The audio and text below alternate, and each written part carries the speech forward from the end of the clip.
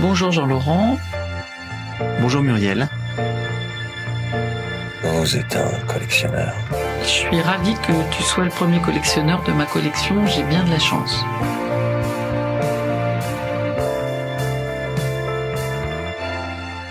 Alors nous allons commencer avec toi à explorer un phénomène qui me fascine depuis toujours, celui de la collection, aussi appelé collectionnite ou collectionnisme.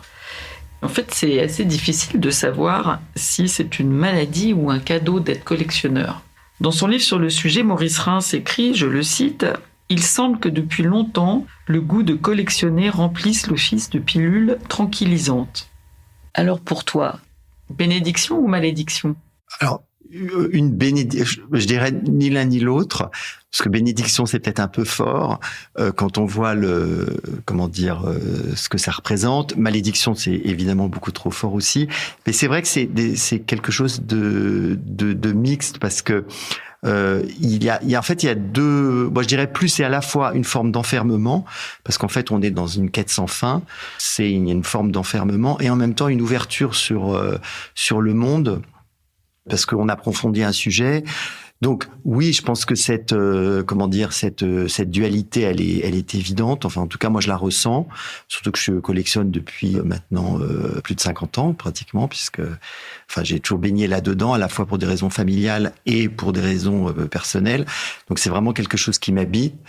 Mais il y a du positif dans les deux cas, d'ailleurs. Enfin, c'est tout le paradoxe du collectionneur, en fait, qui est à la fois très, très, très heureux quand il trouve des pièces et puis en même temps très malheureux parce que la dernière pièce appelle une suivante, en fait, et donc c'est une quête un peu éperdue, voilà. Et sauf si on le fait pour des raisons extrêmement commerciales, j'allais dire, et auquel cas on est très détaché des choses. Mais là, je considère, en tout cas en ce qui me concerne, que c'est vraiment ça relève plus quand même de la partie un peu névrotique que de la volonté d'en faire une activité commerciale. Eh bien, puisque j'ai gardé le suspense, tu vas quand même nous dire quel est l'objet de ta collection. Alors, c'est un peu plus large que ce que je vais dire, mais c'est pour l'essentiel, c'est du mobilier, les objets d'art du Premier Empire. Voilà, c'est pas une collection de type Napoléon, enfin centrée sur Napoléon. C'est vraiment les arts décoratifs, les beaux-arts du début du 19e siècle. D'ailleurs, je déborde en fait du Premier Empire. Je déborde un peu avant et un peu après. Donc, c'est vraiment l'arrivée du néoclassicisme dans les arts décoratifs et dans les beaux-arts. En France, pour l'essentiel, je m'intéresse aux objets plutôt et aux meubles et aux tableaux de l'école française, voilà. Tu m'as dit il y a longtemps que tu avais 10 ans quand tu as posté ta première enchère à Drouot. Est-ce que tu peux nous relater cet événement et est-ce que c'est là la pièce que tu considères comme la première de ta collection ? Oui, je considère effectivement. Alors, c'est pas moi qui avais porté les enchères parce qu'en fait, c'était ma mère. C'était un tableau que j'avais vu. J'accompagnais ma mère à Drouot très régulièrement, dès que je pouvais. Et donc, c'était un tableau que j'avais vu, un grand portrait qui était réputé être un portrait d'un général. Un portrait que j'ai toujours, évidemment. C'est peut-être la dernière pièce que je vendrais si un jour je vendais la collection. Donc ma mère l'a acheté et payé d'ailleurs. Je l'ai jamais remboursé pour tout dire. Et j'ai toujours ce tableau. Donc c'est un portrait qui s'est avéré être en fait le portrait du duc de Richelieu.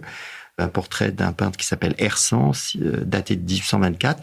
Le portrait n'avait pas été identifié par l'expert. C'était une vente d'un commissaire-priseur assez connu qui était d'ailleurs le successeur de Maurice Reims. C'était Laurin Buffetot Tailleur, si je me souviens bien, qui était donc l'étude qui avait succédé à celle de Maurice Reims. Et donc, l'expert n'avait pas identifié, et c'était un Savoyard qui, au moment où il avait livré le tableau à la maison, avait dit « Ah, c'est un beau portrait du duc de Richelieu ». Et on était assez étonnés.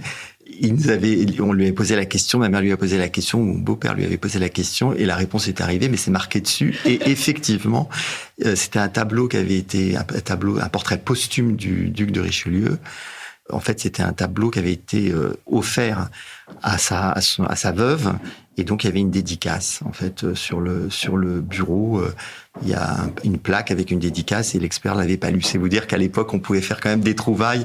Là, aujourd'hui, je suis pas sûr que ça puisse se passer. Je précise que c'est le duc de Richelieu, était un descendant du cardinal de Richelieu, et on l'a un peu oublié, mais c'était le gouverneur d'Odessa, en Crimée, et il a été Premier ministre de Louis XVIII pendant la Restauration. C'était un personnage assez important, en fait, du début du 19e. Et il était en quelle tenue, ce portrait ? Oh, il est en tenue officielle, en fait, hein, donc c'est un grand portrait officiel.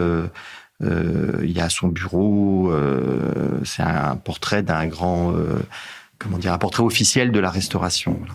Et justement, ça c'était l'acquisition de la première pièce.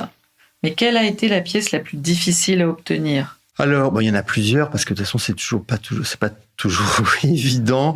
Je dirais que, c'est peut-être un tableau que je visais, que j'avais poussé, qui était passé en salle de vente, un tableau qui était à la fois c'était important pour moi parce que c'était un tableau familial que j'ai essayé de racheter, que je n'ai pas réussi à racheter parce que malheureusement un marchand le voulait absolument, donc j'ai pas pu l'acquérir. Et puis il l'a présenté, je crois, à la Biennale des Antiquaires à l'époque, et de toute façon j'avais pas la possibilité de payer plus cher encore, et il se trouve qu'il l'avait vendu, et j'avais retenu qu'il l'avait vendu. Quelqu'un m'avait dit que c'était un collectionneur italien qui lui avait acheté plusieurs tableaux qui étaient présentés sur le stand, et quelques années plus tard, 5 ou 6 ans ou 7 ans plus tard, quelqu'un me parle, je vois qu'un marchand que je connais vendait un tableau qu'il avait acheté en même temps. Donc je me suis dit, s'il en vend un, il va peut-être en vendre un deuxième, et j'ai réussi en fait comme ça à remettre la main sur le tableau. Finalement, d'ailleurs, au prix initial de la salle des ventes, donc ça allait. Et voilà. Alors, c'est un tableau, c'est un peu d'actualité, c'est un grand tableau, pareil, de la Restauration. Donc, vous voyez, tu vois, quand je parle de la Premier Empire, là, c'est en l'occurrence un tableau de la Restauration qui représente, en fait, une scène médicale, en fait, la fièvre jaune dans le port de Barcelone. En fait, c'est un tableau un peu officiel parce que Louis XVIII avait fait envoyer en fait une équipe de médecins pour aider à soigner l'épidémie de fièvre jaune qui sévissait à Barcelone. Et c'est une représentation de cette scène où d'ailleurs tous les médecins qui ont été envoyés là-bas sont tous morts à la suite de cette épidémie. Voilà. On a parlé de la première pièce, d'une pièce difficile à obtenir, mais y a-t-il une pièce que tu rêverais d'obtenir que tu n'as pas encore ? Alors, en fait, oui, évidemment. Évidemment, malheureusement, il y en a plusieurs. C'est tout le problème du collectionneur, c'est qu'en fait, il y a toujours, ça s'arrête jamais, parce qu'en fait, oui, il y a plusieurs choses, il y a plusieurs meubles que je connais, que j'ai ratés. C'est des histoires comme ça. C'est des meubles qu'on a vus, qu'on a ratés, parce qu'on n'avait pas l'argent, parce que ça n'allait pas, parce que c'était il y a longtemps, etc., etc. Si j'avais une baguette magique. Alors, non, il faudrait que la baguette soit très, très, très magique parce que la liste, à mon avis, est assez longue. Donc, parfois, je m'amuse, en fait, pour me décourager à faire la liste des choses que je voudrais acquérir, parfois disponibles sur le marché, actuellement, dans des galeries. Et bon, je fais l'addition et puis je m'arrête. Voilà, c'est une façon pour moi d'être, comme je suis quand même malgré tout raisonnable, ce qui est normalement pas le cas. Souvent, les marchands que je connais me disent être trop raisonnable, il faut être déraisonnable, il faut se mettre en danger. J'ai souvent entendu ça de marchands me disant il faut se mettre en danger. Mais j'ai envie de leur dire faites la même chose et puis ensuite. Donc, je suis effectivement un collectionneur très boulimique, mais assez raisonnable. Donc, j'ai des listes assez longues. J'en ai plein, des tableaux, des objets, des choses, etc. Mais il faut vraiment que ce soit, il y en a quelques-unes où je pourrais effectivement faire des efforts surhumains, en tout cas à mon niveau. Mais bon, la liste est quand même assez longue. Ouais. Donc la collection peut poursuivre. Et dans ta collection, tout à l'heure, tu nous as dit que le premier était le plus important. Mais si tu devais en emporter un autre et un seul sur une île déserte, ce serait lequel ? Alors, en fait, je pense que ce serait pas aucun objet ni tableau de la collection. Je pense que ce serait plutôt mes livres, la documentation, la bibliothèque de documentation, qui est en fait la chose pratiquement la plus importante pour moi. Parce qu'effectivement, quand on est collectionneur d'art classique, en tout cas, puis je pense que c'est valable même d'art contemporain, j'imagine, Mais quand on est collectionneur d'art classique, ça s'accompagne de recherches en fait, parce que c'est souvent mal catalogué, on a oublié, etc. Donc il faut vraiment faire des recherches. Et donc ce qui est la chose pour moi la plus importante, ce qui me procure d'ailleurs beaucoup de plaisir, c'est les bouquins, les catalogues de vente, etc. Et c'est toute cette documentation, je crois que... Alors c'est un volume important, donc ce ne serait pas pratique sur une île déserte, mais c'est sûrement ça. J'ai lu récemment dans un livre sur les collectionneurs que très vite le phénomène de l'affiche apparaissait. Oui, c'est comme ça. Alors, je pense que le catalogage d'une collection, c'est indispensable parce que ça permet quand on trouve des choses, ça permet de compléter, de maintenir, etc. Après, moi, en ce qui me concerne, effectivement, je catalogue. C'est un catalogue qui n'est pas, qui ne sert qu'à moi, en fait. Je pense que quand on fait un catalogue complet, illustré, édité, c'est que la collection arrive à sa fin, parce qu'on considère qu'à ce moment-là, elle est... Moi, je fais des fiches où on peut en rajouter, quoi. En tout cas, pour l'instant. Je voudrais te poser une question qui te demande de décadrer un peu. Tu dirais que ta collection dit quoi de toi, de ta personnalité ? Je ne sais pas. Enfin, si, on sait toujours un petit peu. Que dire ? D'abord, le goût de l'histoire. Alors, c'est pas vraiment ma personnalité, c'est un goût, mais c'est une collection très centrée sur l'histoire. Donc, l'histoire, la recherche, la documentation. Donc, je dirais que moi, c'est mon côté un peu enquêteur, flic. J'aime bien comprendre, j'aime bien étudier, j'aime bien chercher. Voilà, ça, c'est pas le point le plus important. Après, je suis un collectionneur un peu boulimique, c'est-à-dire que je peux... C'est pas une tautologie, ça ? Non, parce qu'il y a je pense que des collectionneurs, par exemple, des collectionneurs marchands sont plus maîtrisés. Donc, en fait, ils savent faire des collections très, très, très ciblées. Alors après, il faut être aidé. C'est vrai que c'est compliqué, en fait, de sortir. En tout cas, je trouve que c'est l'exercice le plus difficile, c'est d'éviter la répétition quand on est collectionneur. Même si, par définition, une collection, c'est une suite de, comme les collections, je sais pas quoi, de tire-bouchons, etc. C'est que des tire-bouchons. Donc, j'ai toujours un peu peur de répéter. C'est-à-dire que dans une collection, il faut la compléter. Il faut avoir une approche un peu plus scientifique, comme l'ont soit des marchands, soit qui vont faire des expositions, qui réfléchissent vraiment à leur composition, ou évidemment des musées, des conservateurs, etc. Ou les très très grandes collections. Quand on est entre guillemets un petit collectionneur, c'est vrai que c'est difficile parfois. Voilà. Après, sur ma personnalité, j'espère qu'elle est un peu plus complexe que les éléments que j'ai cités, mais bon, ça c'est un autre sujet avec un autre casting. Voilà. Et pour revenir à la citation de Reims, as-tu l'impression que dans ta vie, ça t'a servi de tranquillisant cette collection ? C'est un refuge, c'est forcément un refuge parce que c'est une sorte de bulle. La recherche, il y a des gens quand ils n'ont rien à faire, ils regardent des séries Netflix. Moi, ça m'agace. Moi, je vais sur Internet et je cherche, je regarde les catalogues de vente, puis je navigue, je trouve un truc et puis même si je l'achète pas, je commence un peu à chercher pour savoir si je peux pas trouver des trucs dessus, etc. Bon, voilà. Tu jouis aussi du plaisir de tout ce que tu as acheté. En ce qui me concerne, souvent, quand on a acheté, en fait, c'est toujours la même chose, c'est qu'on veut absolument une pièce, on est obsédé par avant une vente aux enchères pour un tableau, un meuble ou je sais pas quoi qu'on veut acheter. Puis une fois qu'on l'a, en fait, on passe un peu au suivant. Voilà, j'essaye parfois de revoir des choses que j'ai achetées, de les revoir, mais c'est vrai qu'une fois qu'on les a, c'est un peu tout ça un peu névrotique, mais une fois qu'on les a, en fait, on passe beaucoup au suivant, en fait. Si tu devais changer de collection, ça paraît peu possible. Mais si tu devais passer à une autre collection, ce serait quoi ? Si, je pense que je pourrais... Parce que quand on est collectionneur même sur quelque chose de centré, on commence déjà en fait d'autres collections. Alors évidemment, on aborde d'autres sujets. Moi, je sais que je fais quelques achats qui débordent complètement, en particulier en termes de beaux-arts, où je m'intéresse à la fin du 19e siècle, donc qui n'a rien à voir, ou au début du 20e d'ailleurs. Mais je connais moins, donc en fait là je me sens un peu, donc je reviens toujours à mes premières amours parce que je me sens plus plus connaisseur. Et comme pour moi c'est à la fois l'émotion et la compréhension de l'objet. Mais je pourrais, mais ça nécessiterait dans le type d'approche que j'ai un investissement en temps pour mieux étudier, etc. Quel est l'objet le plus petit de ta collection ? Le plus petit. Le plus petit. Le plus petit, je ne sais pas.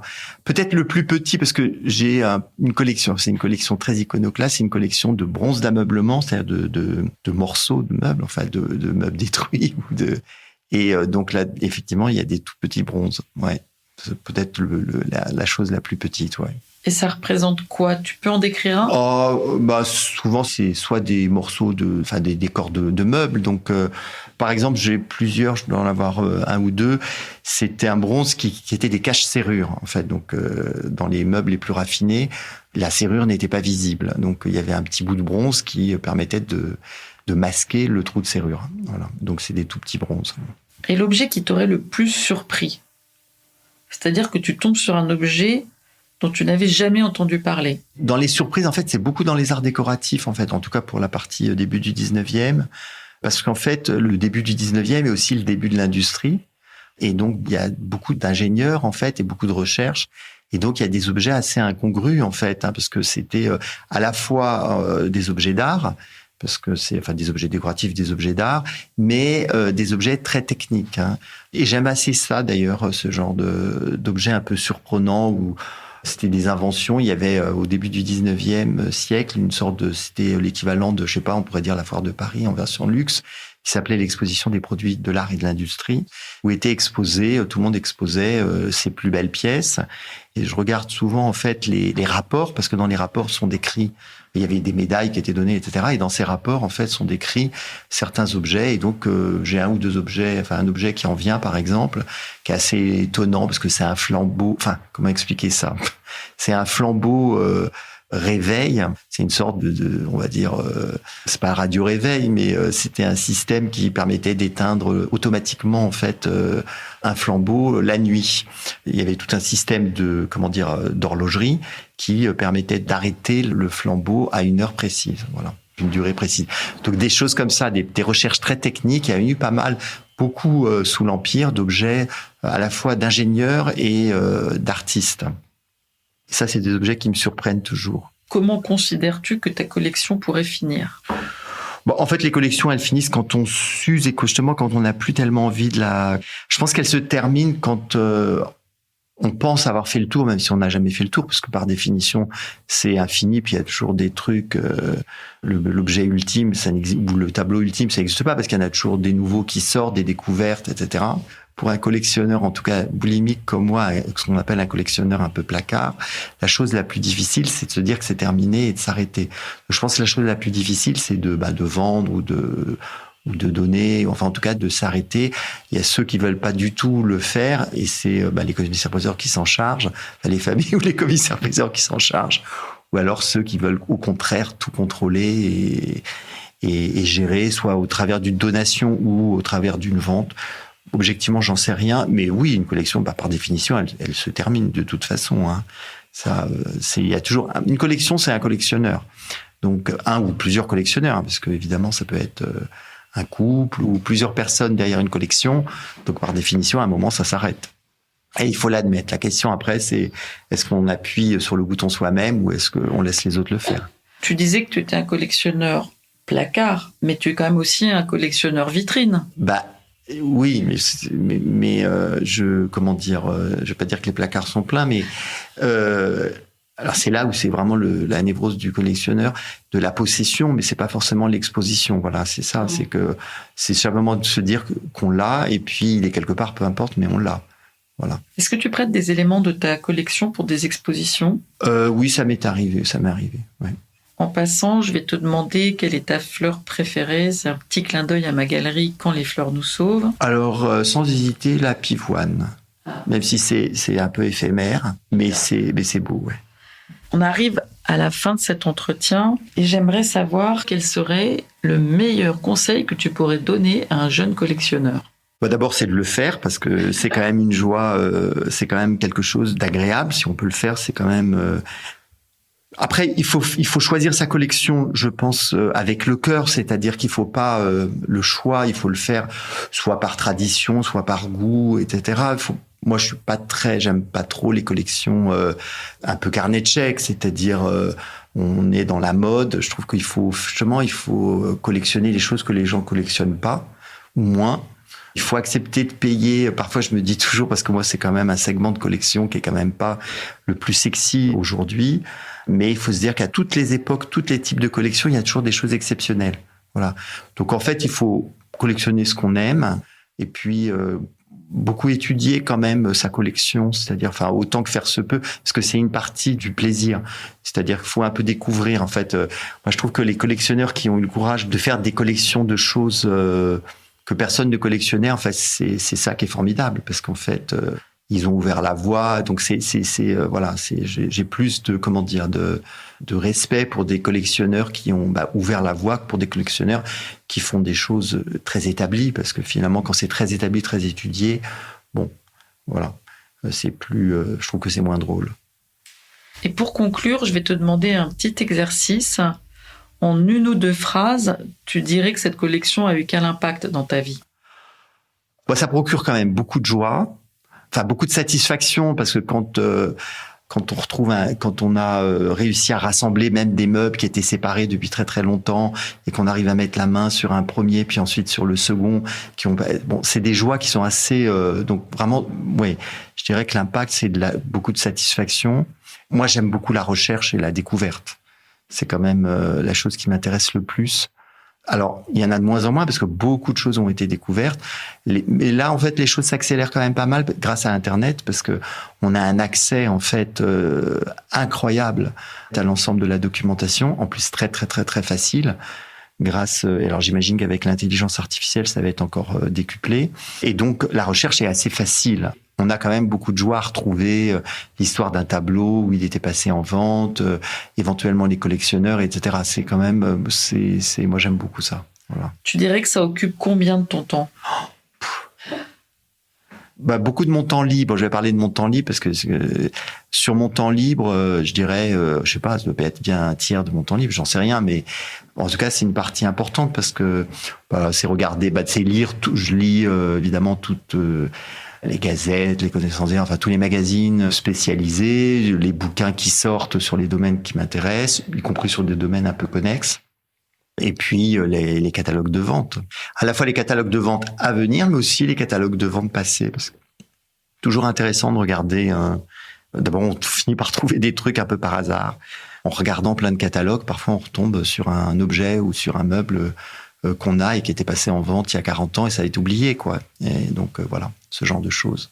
Écoute, je te remercie d'avoir répondu sur ton temps libre à cette interview. Ça sera décompté de mon temps libre de collectionneur. Sincèrement, merci beaucoup. Merci. Et je vous dis à bientôt. Si ce premier épisode de notre podcast Collection de collectionneurs vous a intéressé, n'hésitez pas à le liker, le commenter et bien sûr le partager. Et puis, retrouvons-nous pour le prochain où j'interrogerai un des plus grands collectionneurs d'art érotique. À très vite. Vous êtes un collectionneur.